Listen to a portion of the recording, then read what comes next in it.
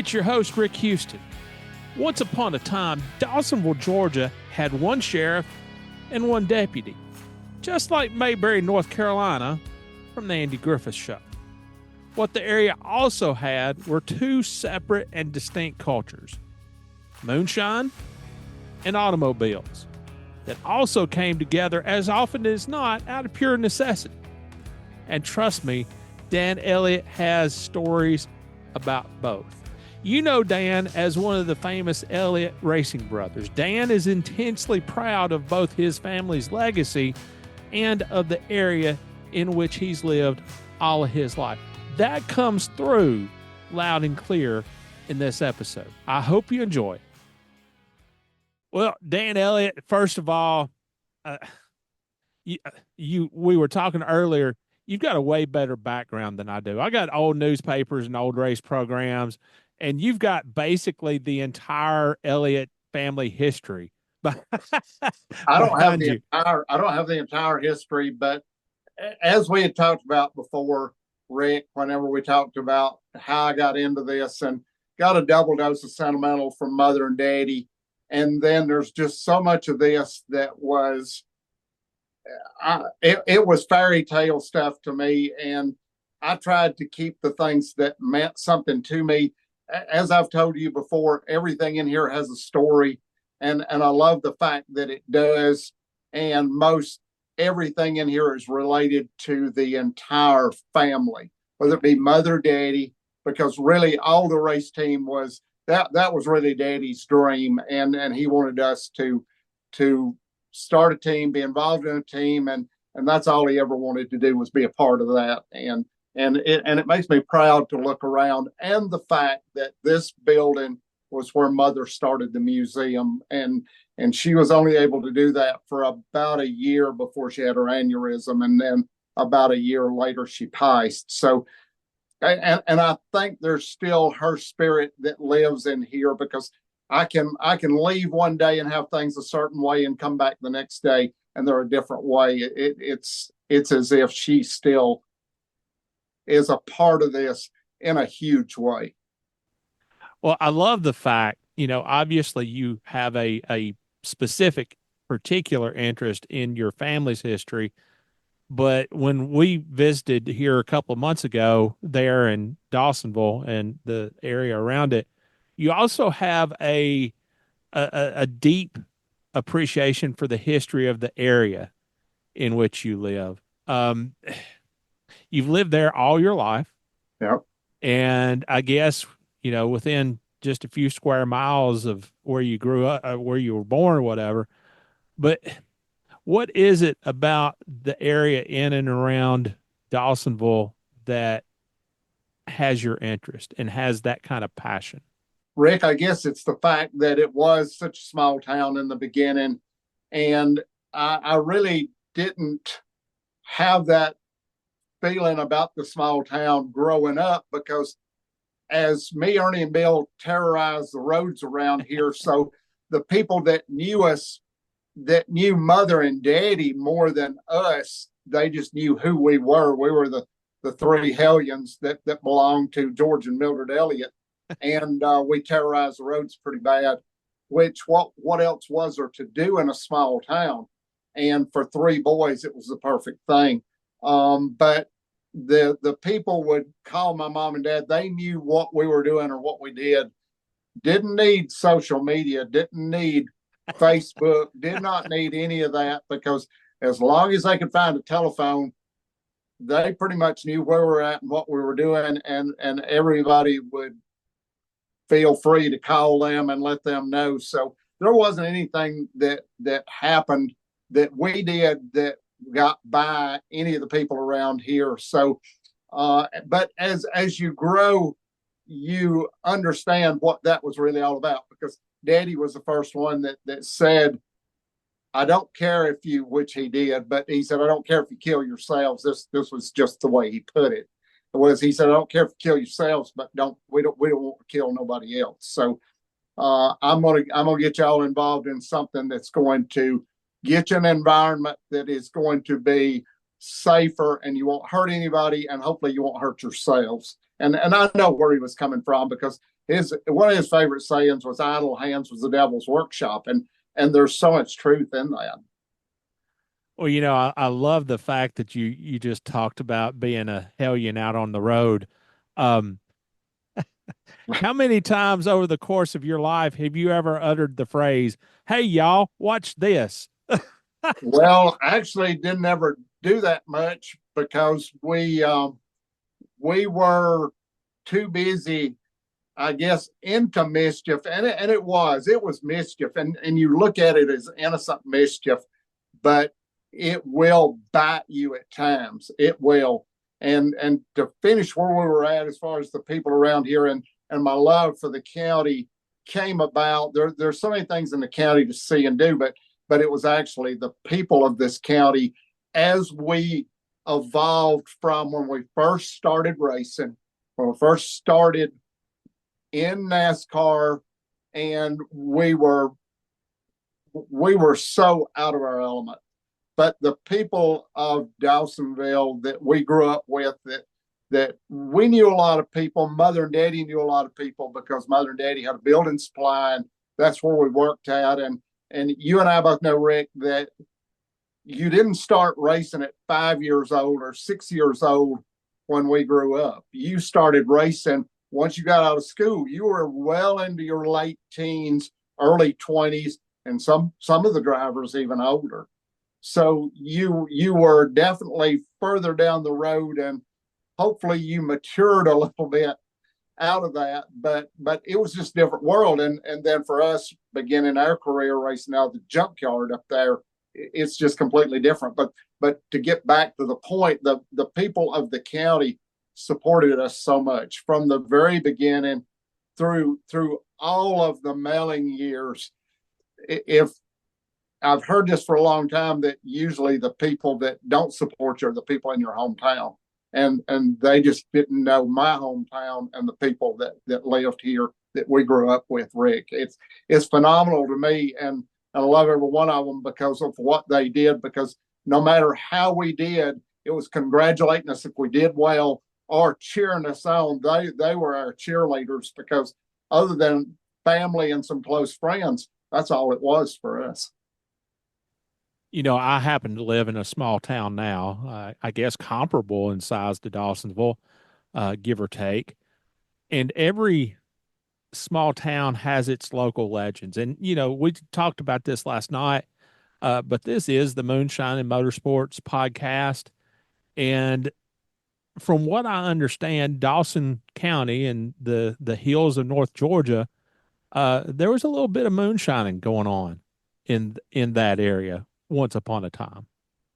Yeah, once upon a time, but Daddy had the building supply. He started it in the late 50s. He had a little feed mill before that, but started out here in the late 50s, and really the 1960s, because starting in 61, I was about 10 years old.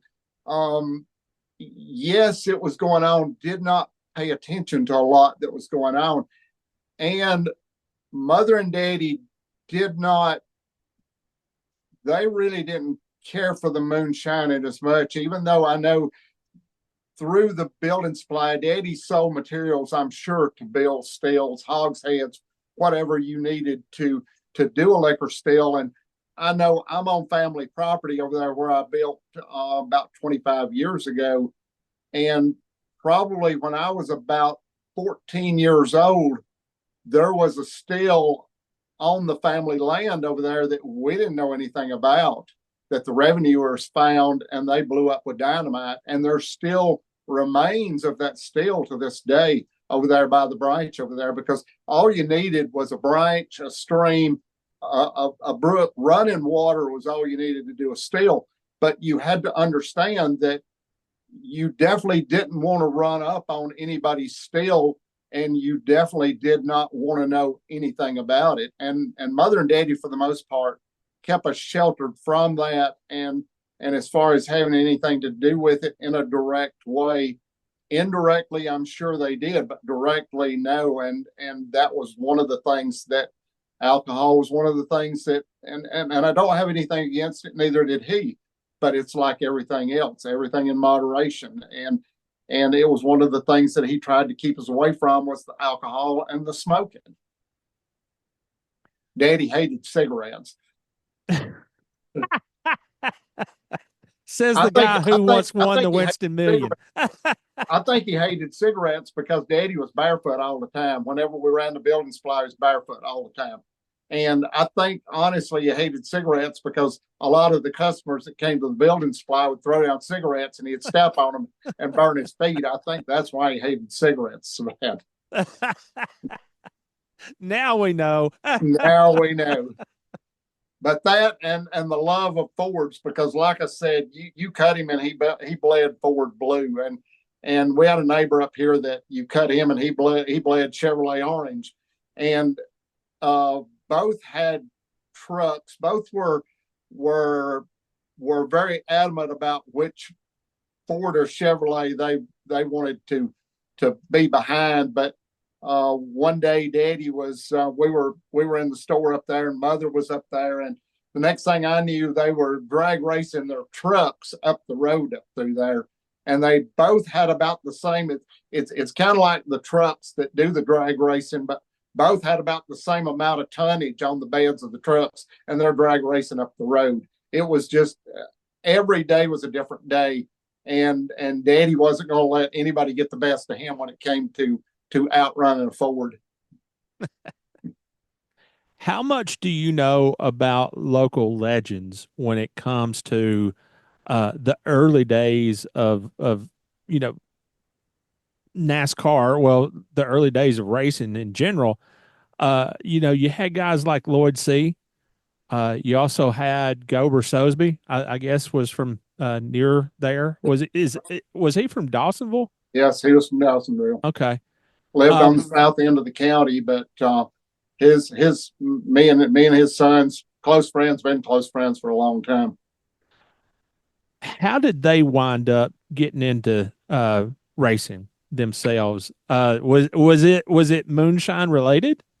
No, it's not moonshine related that I know of, and I'm going to tell you what I know, and as far as the folklore and the legends and all of that was a little bit before my time, but because for me the era that I remember most was the people that were involved in it, that were hauling it, that were trying to make it, the revenuers catching them, and a lot of things went on, getting locked up, and I've not read any of the books yet about the Dixie Mafia or the things that went on, and frankly, for us, that's not how it evolved. And even growing up with David and Brian Sosby, Gober's sons, that never was the case with them as far as the moonshine. It for us was the love of racing, and I think that's really what gets in your blood, and it's like a disease. You just it's hard to get rid of it,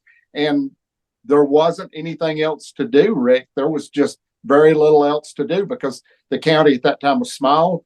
You had to go to Gainesville, Atlanta, or bigger towns to find anything that you could do outside of that. Even movie theaters, there was just nothing to do, and you found yourself. I know during the time 16, 17, 18, you found yourself sitting on the square in downtown Dawsonville, you and about 100 other people. It was like a car show every weekend in town. Everybody would just sit and park. There was nothing else to do. And the entertainment was if somebody poured oil out on the main square there, or if it rained, you poured out diesel fuel, and everybody did donuts and to get the law out of town, there was only the sheriff and a deputy. So they would call in a wreck on the north side of town, or a call that was, you need to come check this or do this. And as soon as the sheriff left town, then everybody had a great time. And it was short-lived because as soon as the sheriff came back into town, then they would call the DOT. The DOT would come out, state highway would come out with a sand truck, and and throw sand on the oil, which was even better. You didn't have oil on your car when you got done playing. So it was just a time where not a lot to do. You had and you had to understand too that the factory mid 60s on through the late 60s and early 70s, the cars just got better and better. The cars got faster and faster. And you got into the era of, you didn't know it then, but what would be the muscle car era. And the cars just got faster. The engines got bigger. They got more powerful. And gasoline was relatively cheap at that. Well, it was cheap at that time because, Rick, when we had the store up here, we had a pump because Daddy had to have it to fuel the trucks and so forth. So gasoline for us was 25 cents a gallon.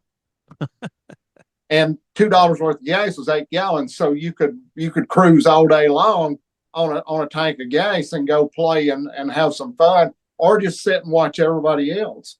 But there were a lot of friends that I lost in this related to the fast cars, and some of it was alcohol related. And that's what Mother and Daddy was against, the fact that no drinking and driving. Yeah. I kind of wish that you hadn't told me that Dawsonville or Dawson County just had just one sheriff and a deputy, because you know what that brings to mind. And it's your fault. Yeah. Good old Andy and Barney. That's exactly right. And that's about the way it was viewed at the time, only it was later that you really understood what that was all about. But yeah, they'd call them out of town on something that was going on outside of town that wasn't going on, and get them out of town, and then they'd play for a while. But and it would be, Rick, it would be years before that changed. But as growth comes to any area, you get more and more people moving in, and the people that live there, they weren't too happy with what was going on in town when the sheriff was called away. The older people that lived here, they didn't care for that at all, and you didn't think about anybody else getting hurt by this. You were having fun, and that was kind of like cold weather. Whenever the weather would get below freezing, you'd open up the fire hydrants and ice down the town, because that was the easiest thing to do.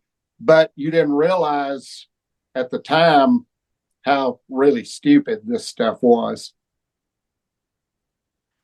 Well, you've always been there, as we said earlier. You've always been there in North Georgia. There's a lot of legend about North Georgia and its connection to the moonshine and motorsports trade. And where I live is the same thing. I'm right next door to Wilkes County, which bills itself as the moonshine capital of the world, or did at one point.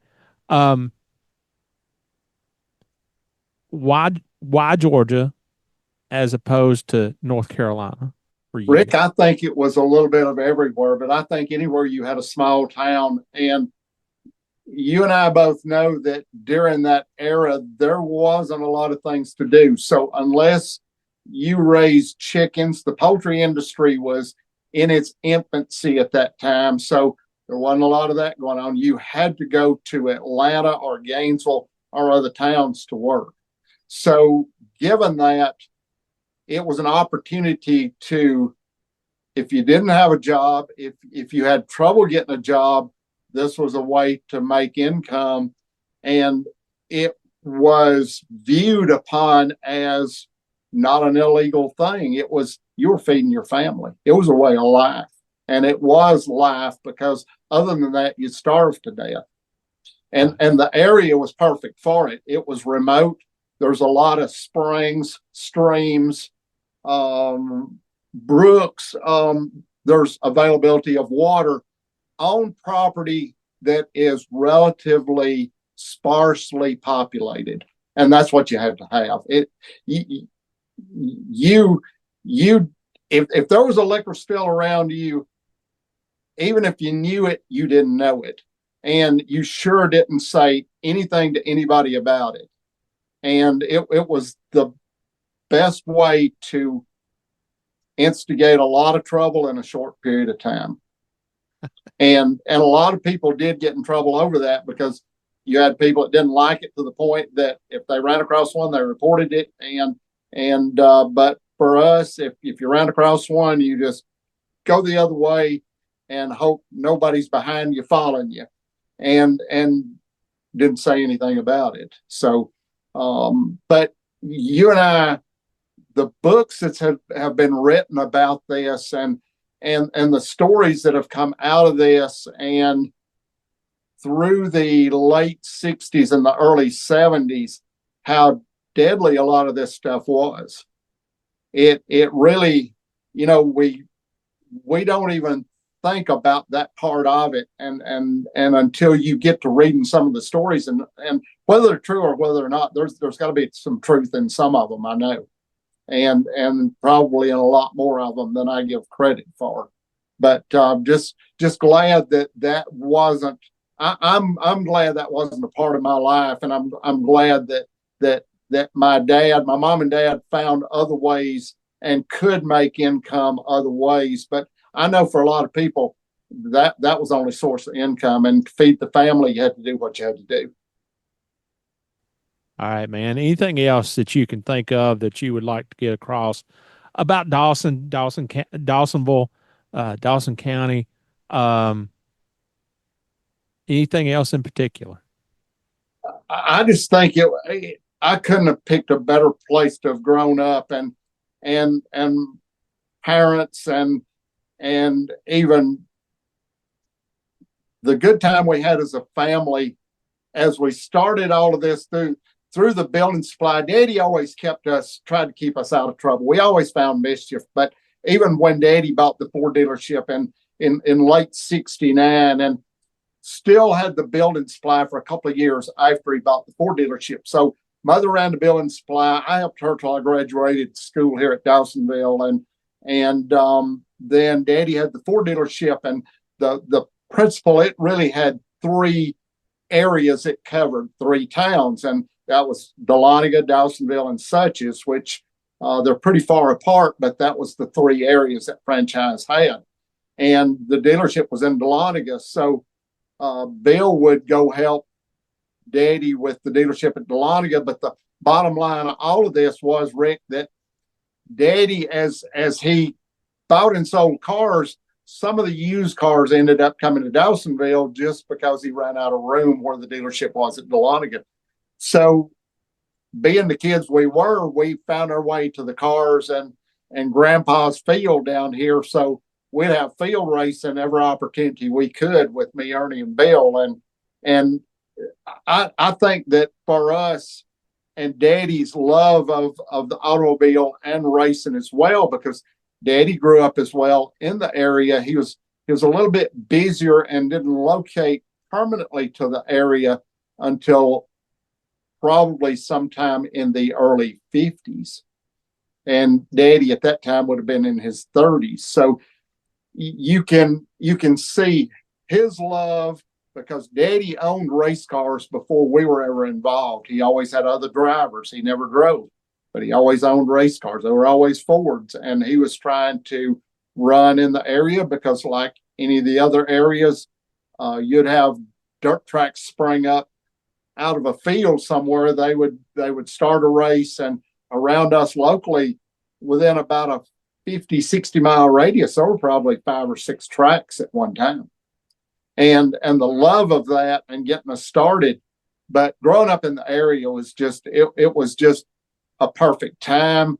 If you had a fast car, you could run the roads pretty well without getting into a lot of trouble or being stupid. I know that for me, I was coming home from a date one night, and there's a long straight here just on the west side of town, and I had a 66 Fairlane, had 428 Cobra Jet, and it ran pretty doggone good. It wasn't the fastest thing around, but it ran pretty doggone good. And I was cooking through that straight, which was a long straight, and I slowed down some. You go through another short straight, and I cooked pretty good through it. And I got to the curve. This was late at night, and I thought, well, I'm running pretty good. I'm going to take the wrong side of the road, and this is how fate works. A horse was galloping up my lane of the road. If I'd have been in my lane of the road, I would have hit this horse. And I was on the wrong side because I was running faster than I should have been, but I was on the wrong side of the road. But that actually probably may have saved my life, because I'd probably had a horse in the front seat with me. So, but you think about these things. No, it wasn't the right thing to do, but running the roads wasn't a big problem.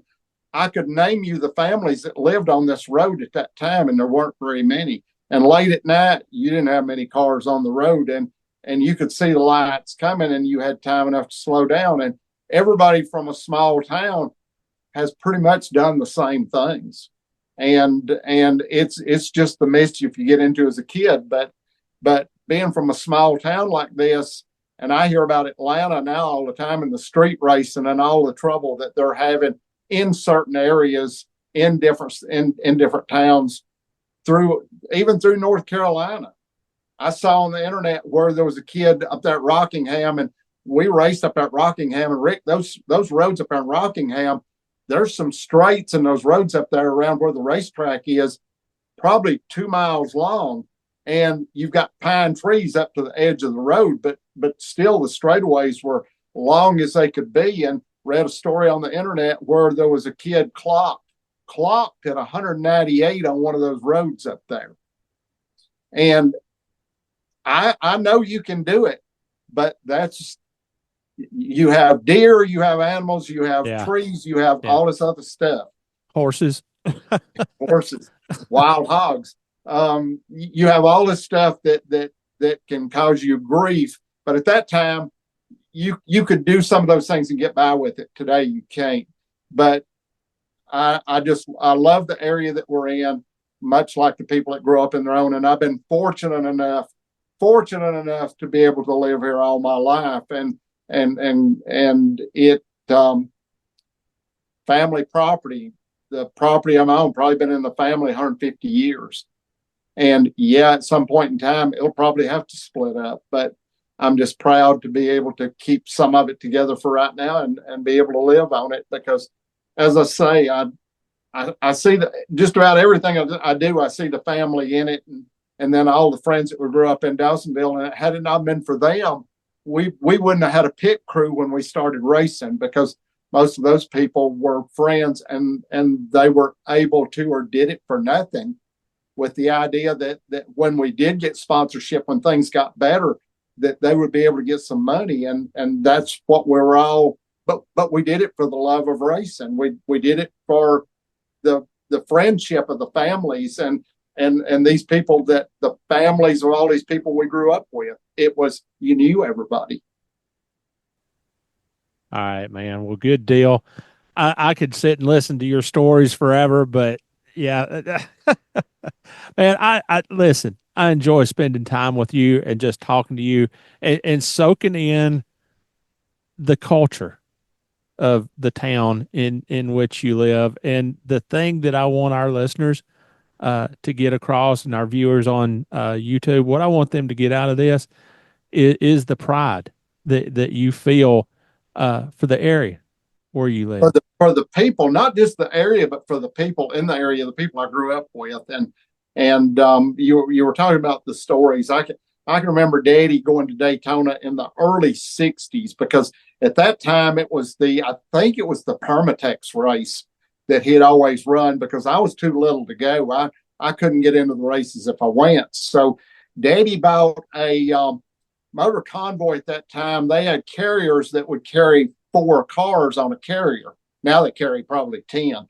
But he bought one of those old carriers, and they took 2 cars to Daytona at one time. They took a 60 Ford Starliner, and they took a 63 Ford Fastback, 63 and a half.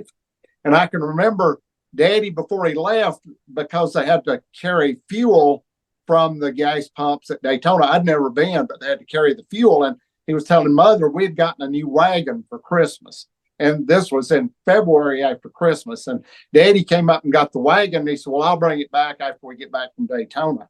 Well, when it got back from Daytona, the wheels were all bent and broken, and Mother was mad about it. And I it's one of those things as a kid, you're mad about it too. And it wasn't until we went to the first race at Daytona that I understood what that was all about. Once the asphalt quit at Daytona, there were still pits down through there that weren't paved, and you had to drag that gasoline through the wagon through that sandy area. And by the time you got to your pit, the wheels on the wagon weren't exactly round anymore, and you were lucky if the wheels were still on the wagon.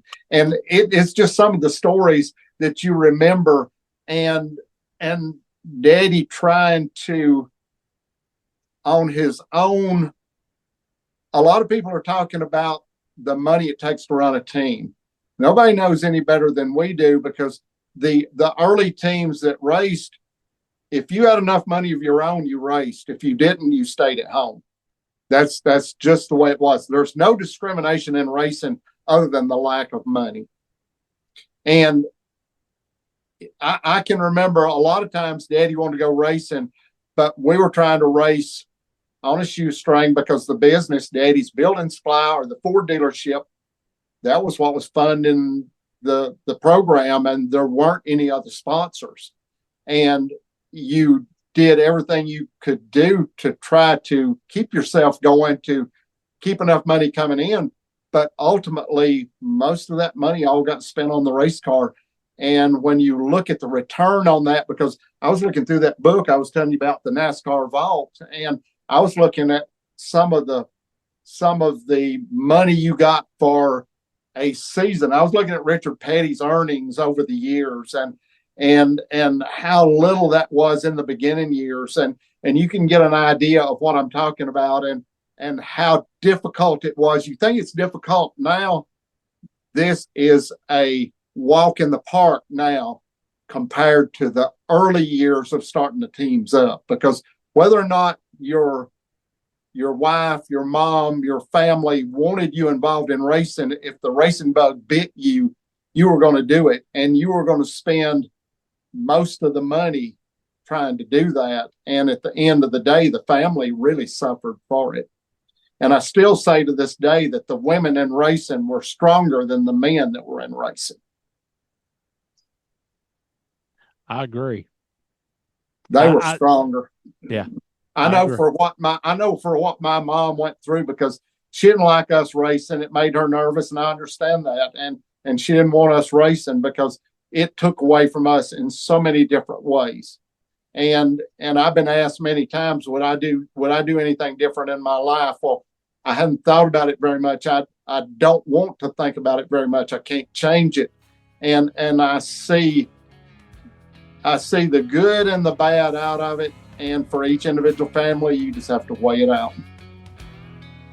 Good deal. All right, man. I appreciate it. I don't know what you thought about that interview, but one thing came through loud and clear. Dan Elliott loves to tell a story. He's a good old boy from a small town in the mountains of North Georgia who made good. You can't help but like it. I hope you enjoyed this conversation, and we will be back soon with another episode.